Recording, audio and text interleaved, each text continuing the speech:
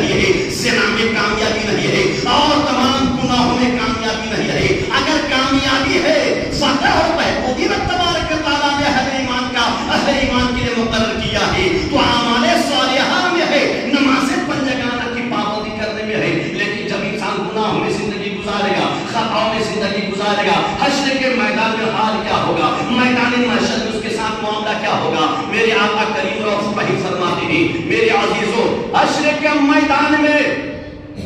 اللہ تبارک و تعالی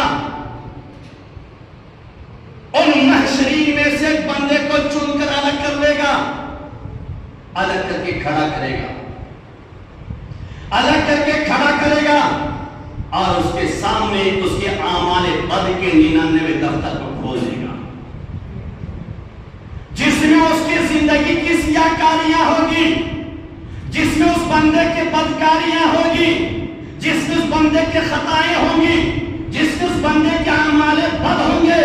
جہاں جہاں گناہ کیا ہے, جس پرکار کا گناہ کیا ہے, جس نوعیت کا گناہ کیا ہے, رات کی تاریکی میں کیا ہو یا دن کے اجالے میں کیا ہو, مخلوق خدا سے چھپ کر کیا ہو یا کسی کے سامنے کیا ہو, میرے عزیزوں, ان تمام گناہوں کے دفتر 99 دفتر تبارک تعالیٰ اس بندے گنہگار کے سامنے میں کھول کر رکھے گا. 99 دفتر کھول کے رکھے گا. میرے عزیزوں, اور یہ زندگی 50-60 سالہ زندگی ہے. اللہ کے سامنے ہمیں پیش ہونا, اللہ کے سامنے پیش ہونا ہے, اپنی زندگی کا حساب دینا. تو رب تبارک تعالیٰ اس بندے سے پوچھے گا, دیکھ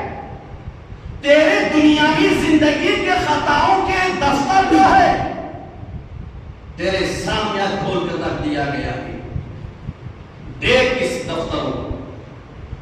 یہ 99 دفتر تیرے گناہوں کے اعمال بد کے ہے, چاہے کسی پرکار کے ہو, کسی کا حق مار کر کیا ہو, کسی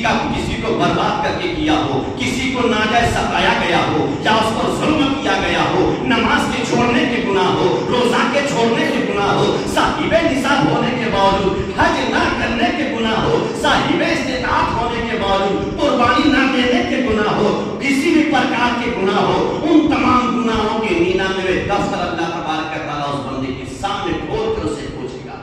دیکھ پر آج اعمال اپنے اعمال نامے, اے بندہ پڑھ, ان میں سے کسی گناہ سے تیرے انکار تو نہیں ہے, انکار تو نہیں ہے,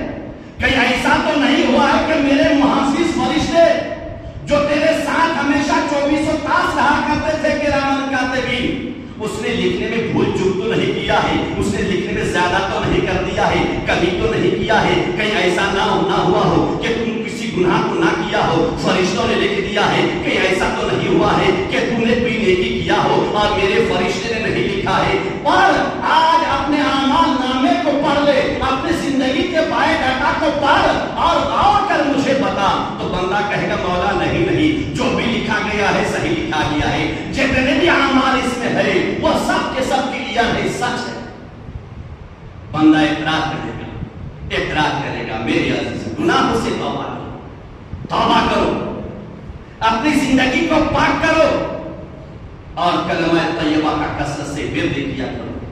قولوا لا الہ الا اللہ کا کریم فرماتے ہیں, قولوا لا الہ الا اللہ,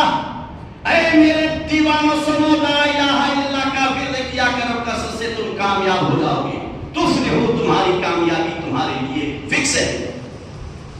بندہ کہے گا نہیں, اس میں جتنے بھی لکھا گیا ہے وہ سب کے سب سچ ہے. میری عزیز, لیکن اتنے بھی اللہ تبارک تعالیٰ ایک کاغذ کا ٹکڑا نکالے گا, ایک کاغذ کا ٹکڑا نکالے گا اور میزان عمل پر رکھ دے گا. بندہ دیکھے گا, کہے گا مولا میری زندگی کے گناہ اس قدر زیادہ ہے کہ روئے زمین پر جتنے بھی جھاڑ ہے, شجر ہے, پیڑ پودے ہے, اس میں جتنے پتھر ہے, اس میں جتنے پتے ہیں, ان پتوں کی تعداد سے زیادہ میرا گناہ ہے. زمین میں جتنے بھی ڈھیل ہے ان سے زیادہ میرے گناہ ہے. مولا تعالیٰ میری زندگی کی اس قدر گناہوں کے ڈھیر کے سامنے, اس قدر گناہوں کے سامنے میں یہ کاغذ کا ٹکڑا کیا معنی رکھے گا، یہ کاغذ کا ٹکڑا کیا حیثیت رکھے گا؟ تو رب تبارک و تعالیٰ ارشاد فرمایا، اللہ تبارک و تعالیٰ نے فرمایا، آقا کریم کی زبانی فرماتے ہیں من قال لا الہ الا اللہ دخل الجنہ۔ تو رب تبارک و تعالیٰ فرمائے گا اے بندہ سن، جس نے دنیا میں لا الہ الا اللہ کا کثرت سے ورد کیا ہے، جس نے دنیا میں کثرت سے کلمات طیبہ کو پڑھا ہے، آج اس کے لیے کامیابی ہے، آج اس کے لیے کامرانی ہے، آج اس کے لیے فتح ہے۔ میں اس کی زندگی کے گناہ کو نہیں دیکھوں گا، خطاؤں کو نہیں دیکھوں گا، اس کے اعمال بد کو نہیں دیکھوں گا، اس کے سیاہ کاریوں کو نہیں دیکھوں گا۔ اس نے دھرتی پر میرے نام کا ورد کیا ہے، میرے نام کو جپا ہے، لا الہ الا اللہ کو کثرت سے پڑھا ہے، اس نے مجھے سجدہ کیا ہے، سجدے میں اپنی زندگی کو گزارا ہے، تسبیح و تحلیل میں گزارا ہے۔ آج اس کے زندگی کے ہر خطا کو، ہر گناہ کو مٹا کر میں اس کو جنت میں داخل کر دوں گا۔ میری عزیزو، اپنی خطاؤں کا حساب ملاؤ، اپنے